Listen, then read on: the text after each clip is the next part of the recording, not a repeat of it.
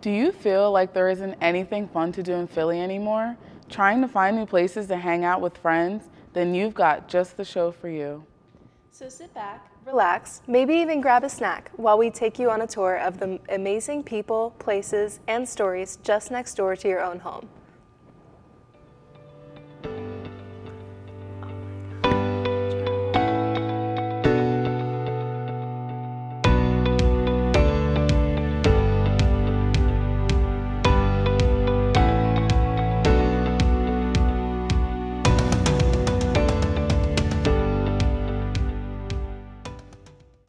I'm Deja Howell, and welcome back to another season of Just Next Door, the show where we show you just what Philadelphians are up to. I'm Claire Herquette, and we're here to prove that we really are the city of brotherly love, with plenty of places to eat, help the community, and get creative. In a city where 1.5 million people live, the possibilities are endless. Just outside of Philly is a hidden gem for pizza, stromboli, and chicken parm sandwiches. Who doesn't love a good, wholesome, family-owned pizza joint? Maybe you could discover your new go-to. Let's find out. My name is Aldo, and I'm the owner from Aldo and Manny's Pizza and Pasta. Actually, our journey has been nothing but amazing. It's a long history. I came here to Philadelphia on 1999, over 25 years ago. Everything started off because my mom, that's our mother is our inspiration, business inspiration. She came here but nothing but just a backpack full of dream, no money. That was our dream to have one day our own business where we can share a passion for cooking, because we really fall in love cooking and making people happy. We don't sell just the pizza, we sell the experience to our customer. And me seeing our customers, give us the feedback that they're so happy about it, and they love it. That's the experience that I wanted to hear from our customers, because, like I say, we all about our community and about always making sure we provide the best quality to our customers. Our pizza, and also great pastas. We sell a lot of slices, and we well known for our slices of pizza. And we take pride on every dish that we create, because we really creative, because we put our heart in everything that we do. We've been blessed. Our first location, Center City, Philadelphia, and now here in Ridley Park. It's been just amazing. To run a successful business, you got to have a great team.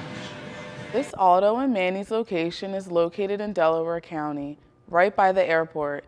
You can call them at 610-237-8533.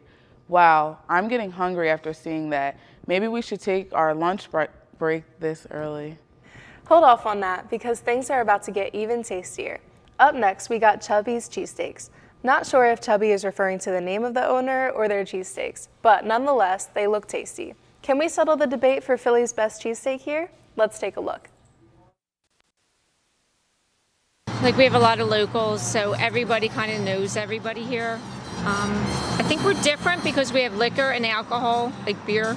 So I think that sets us apart from regular cheesesteak places. Kind of like Cheers, like everybody knows you. We have a lot of regulars, so you know what they get. So they come in, you don't even have to ask, they know what they're getting. But we also get a lot of tourists too. Yeah, I'd say it's like 60% the community and then like 40% tourists. It's nice to see people that never had a cheesesteak, and they may have gotten a cheesesteak somewhere else wherever they live, and they come here and the response is crazy of how good they are. So I think all over the place where they get a Philly cheesesteak and then they come here, they notice the difference. So I think that once people try them, you always have to have them when you come. So we have Facebook, Instagram, and TikTok. Chubby's is located at 5826 Henry Avenue. You can follow them on Instagram at CHUBBYS_steaks. I guess those cheesesteaks really do live up to their name. That's right, Claire. And speaking of names, this next cafe has a good one. So fresh and so green. Let's take a trip into the burbs to this cute cafe for all of you non-vegans. Don't fret, because this cafe also offers items unlike the name, like crispy chicken and waffles. Let's see what else they've got on the menu. of the backstories behind So Fresh, So Green Juice Company is the fact that my grandfather owned a store in West Philadelphia. In the summertime, he was nestled between two water ice stands in Philadelphia. If you know anything about water ice, you can't beat that in the summertime. And so he would always see his profits go down a little bit in the summertime. So he ended up with a smoothie program. And unbeknownst to me, that was my entry into kind of the So Fresh, So Green lifestyle. So we are a cafe located in Percy, and we offer breakfast, we offer lunch, we offer, if you put them together, brunch. We also have cold pressed juices, smoothies and smoothie bowls, as well as a full coffee menu. Because we started as a juice company, that's what people identify us as, and we often see when people come in, they're totally surprised by everything that we have here to offer. We welcome community to come in, to work from here, to have meetings from here, to just gather and talk with each other, and also enjoy good, whole, healthy food. Just like in our name, So Fresh and So Green, we strive to have fresh food offerings, fresh drink offerings, and to just meet a unique style and need within the community. So Fresh, So Green is located in Percy, Pennsylvania. You can look at their menu and order online on their website, sofreshjuiceco.com. Shouldn't we take a break to the Burbs next weekend, Claire? That cafe seems so fun. We totally should, Deja. Chilling with friends is a good way to stay engaged with the community, just as the folks over at Germantown United do. Their mission is to keep historical Germantown safe and beautiful. I had so much fun getting to know the kind hearts behind this organization. Here's your chance to get to know them too. Germantown United CDC promotes and facilitates the revitalization of Germantown and its corridors in a creative, sustainable, and community-driven way. These business owners, they make up our community. They are the pulse, they are the heartbeat that makes our business thrive. This is why we love this area. When it comes to community-driven, we listen to them. Those are our clients. And again, I live in the neighborhood, so I can see it from that point of view as well, of if I lived in this neighborhood, what would I like to hopefully see in my neighborhood? A lot of residents come in here with some really big issues, and I give them a lot of time to get it out, tell me what's going on before and during and what's happening right now. So that way, because sometimes it's more than just one solution, and I give a whole holistic way of addressing a lot of the different issues that can simmer down some things when as people leave out. You know, we host quarterly business meetings, residential meetings. We release surveys. We take feedback in the comment sections of our social media, and we show up to a lot of different community meetings, you know, throughout the neighborhood to really just get an ear to the ground of what are those needs and wants in the community. So that way we can then try and go after whatever that solution is. I hope that residents can feel like this is a open door to come and find out about what's going on locally in Germantown, and a good place to find resources and be referred to good resources to help. Shout out to LaSalle, you know, you're right down the street, so come on over to Germantown. Again, we have the night market on November 22nd on Maplewood Mall, and we got a bunch of stuff popping over here, so come check us out. What a mission they're on. Germantown United CDC is proof that change starts right here at home. The people there are always eager to help. If you're up for volunteering, you can visit their website at germantowncdc.org. If you felt the love from Germantown United, then let us make things even brighter. Next, we have LaSalle Academy, a school small but mighty. They exclusively serve low-income families, providing a special place for the 90 kids attending. With LaSalle Academy, because it's a mixture of the charisms of the Sisters of St. Joseph and the Christian Brothers, you get this really intricate yet simple blend of two belief systems rooted in education. And so you have two belief systems of we educate the poor, we educate the the neediest, we educate students who don't have access to a quality education or a quality Catholic education, and then you bring it into the middle of North Philadelphia, where 20 years ago there wasn't access to quality education to the neighborhood that we were serving. And you bring those beliefs in, and you're able to create a community for students where they're being treated as a whole, right? The whole child is being treated here. It's not just the academic side of the child, it's the social emotional side, it's financials for their parents, it's everything that the child could need to succeed, they're receiving here at the school. Good morning. How are you? Good. Buenos dias. Good morning. To me, it's like a full circle moment. Just to let you know a little bit, I started in the class of 2003 when the school first started, when it first opened. So I'm one of the first graduating classes. I graduated in 2008. We are committed to our 5 goals, which for me extend to my adulthood. So LaSalle's everything. LaSalle has impacted my life. Kids, you know, they see everything, you know, they're alert. Yeah, yes, I'm proud of that stuff. And I'm proud of being here because the church I'm in brought me here.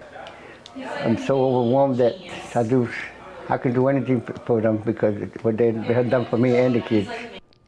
The kids seemed so happy to be there, and the teachers acted like true superheroes. To learn more about this adorable academy, visit their website at lasalleacademy.net.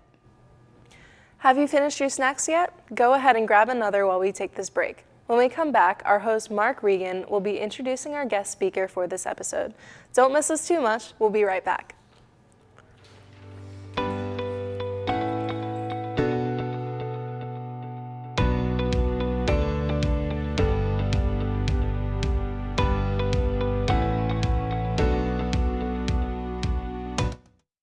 Whether it's our stories, the warmth of our laugh, or our family's secret sauce, we all bring something different to the table. So make some space. The power of connection is waiting right outside your comfort zone. Learn how you can help strengthen your community at belongingbeginswithus.org/teamup.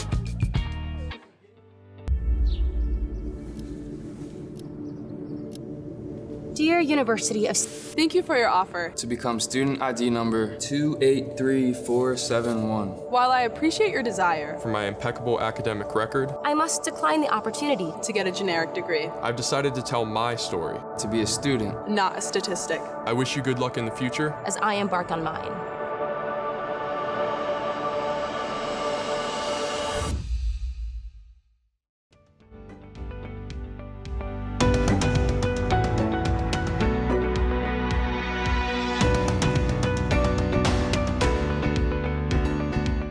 Welcome back to Just Next Door. I'm Mark Regan, and I'm happy to introduce our guest speaker for today, Mary Ellen Fitzgerald. She is the Executive Director of Breathing Room, a nonprofit organization dedicated to supporting families fighting cancer. Thank you so much for speaking with us today. Thank you for having me. Let's get started with the interview. First, tell us a little bit about the Breathing Room Foundation's mission. Sure. The mission of the Breathing Room is to provide individual care and support to families who are affected by cancer by taking care of their critical needs so that they can concentrate their efforts on getting well. Very important work that you're doing. What inspired you to pursue your position? My sister. The organization was founded by my sister and her husband at the end of her 6-year battle with breast cancer. She had 3 small children, 2, 4, and 6 at the time, and she lived in a community that was able to support her family through that by providing home-cooked meals, paying bills for them, everything that they needed to get through it just a little bit easier. So towards the end of their battle, they really just wanted to be able to say thank you to all of the people that had helped them through their difficult time. And their way of doing that was by creating the Breathing Room Foundation to provide that sense of community to others who didn't have that. And how did the organization start? Tell us a little bit about the history. Again, it was right before my sister passed. She and her husband had a discussion about, all of that support they had been given. How can we say thank you? Diane had come across many people who weren't as fortunate as her, having that large community, large family supporting them. Through her support groups and sitting next to somebody in a chemo chair, she realized that, maybe they were sitting there alone. They didn't have family. They didn't have a community to support them.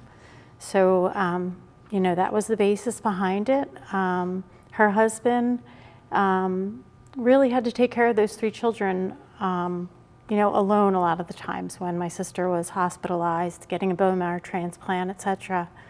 And the one time he came home and Diane's field hockey team had cleaned their home from top to bottom. And Bernie was able to just take a breath and breathe. And that's where the name came from, the Breathing Room Foundation. It gave him a moment to take a breath. Wow. In what ways has the organization evolved or changed since it was first founded? So besides the growth, we went from helping 3 families that first year to helping over 20,000 families altogether in the 28 years we've been around. So 20,000 families from the Philadelphia area who are battling and affected by cancer have been supported by the Breathing Room Foundation. But well beyond that, we've also grown in our volunteers. We've grown, it started with family and friends. It's now, it's a community of volunteers that help to provide the services that we offer. What does the term breathing room mean to you and other members in the organization? To me, it means providing relief. It means, again, that sense of community. Not only are we fortunate to have the recipients that accept our help, but also the volunteers and the donors who are giving of themselves to allow us to do that work. What events have been key to driving community engagement, fundraising outcomes, and public visibility?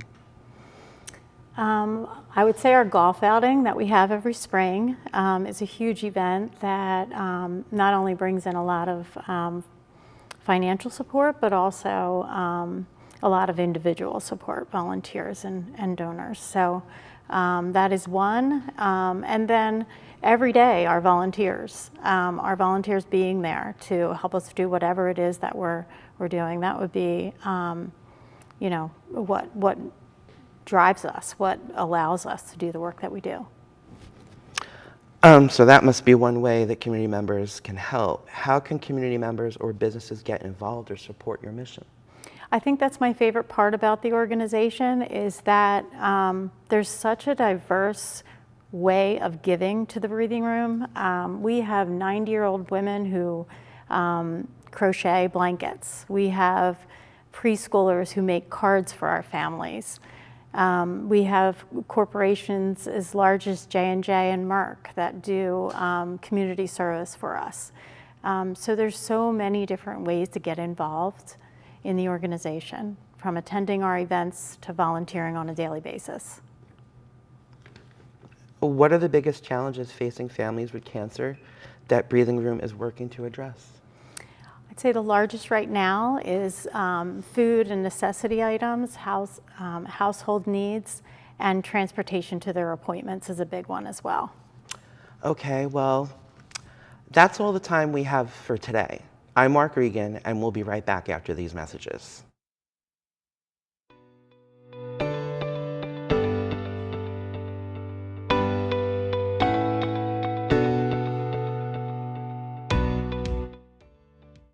Children exposed to poor air quality have smaller lungs and higher rates of asthma than children with good air quality. IQ Air Foundation is working to change this, providing filtration technology to school children with poor air quality through the Clean Air for Kids program, helping kids to breathe over 90% cleaner air indoors, removing barriers to learning, reducing sick days, and increasing test scores. This is all key to environmental and climate justice. Find out how you can help at IQAirFoundation.org. What makes essential workers essential? We keep where you work and live clean and safe. We harvest fresh produce for your families to eat. We help you heal when you're sick. Essential workers help our nation run. You're in every corner of our country and come from all over the globe. I'm Marty Walsh. The Wage and Hour Division at the Department of Labor helps ensure you receive the essential protections you deserve. Visit our website or call 866-4US-WAGE. Brought to you by the United States Department of Labor.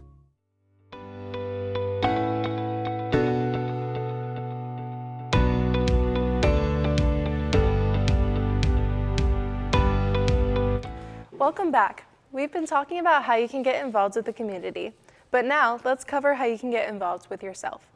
That's right, Claire. Are you looking for a new way to get active? You might want to check out this place. Taekwondo isn't just for the kiddos, it's for all ages. It's a martial art that teaches confidence and discipline. Let's take a trip to Jersey and see what Mackenzie's Taekwondo has to offer. So what we do here at Mackenzie's Taekwondo and Hapkido on the surface is we teach martial arts, specifically Taekwondo and Hapkido. Taekwondo and Hapkido are Korean martial arts. Taekwondo is specifically punching and kicking. Hapkido has more joint locks and throws. But we do more than that, than just teach martial arts here. We teach people how to be a better person, how to have self-discipline, and we have these tenets. The tenets of Taekwondo: courtesy, integrity, perseverance, self-control, and indomitable spirit. We follow those with a passion, and it helps us a lot. So this kind of philosophy helps our students grow, become better students, and eventually better people. We see a lot of students who come back after becoming adults. They've been in the Army for 20 years. They're CEOs of companies and doctors. It really helps them grow further than the martial arts. So it's a mix of different ages, going from the youngest being like 3 years old maybe to possibly the oldest at like maybe 80. But no matter the age or like what belt you are, everyone's very encouraging and they're always pushing you to do your best. My favorite part about coming to Taekwondo is I volunteer here and teach the younger kids, and I really like to get them better, and I also like to get myself better. Also, just hanging around with them is really fun. It's really impacted my life, and I feel like I've made a lot of friends. One piece of advice I'd give to someone thinking about joining Taekwondo is honestly just to go out and try it. Maybe join a trial class and see how you feel, because even though you might think it's all punching and kicking and all these moves that you won't know how to do, you're definitely learning a lot more about yourself and who you are as a person and how strong you really are. And to think most of those kiddos could beat me to a pulp. It was inspiring to see so many different people engaged with fitness. To learn more about the classes they offer, visit MackenziesMartialArts.com. What better way to continue our theme of self-care than to get creative? This next place is a special treat. Keep watching and you may find a new place to have fun with the girls. Wax and Wine is perfect for group parties, date night, or an activity with the kiddos.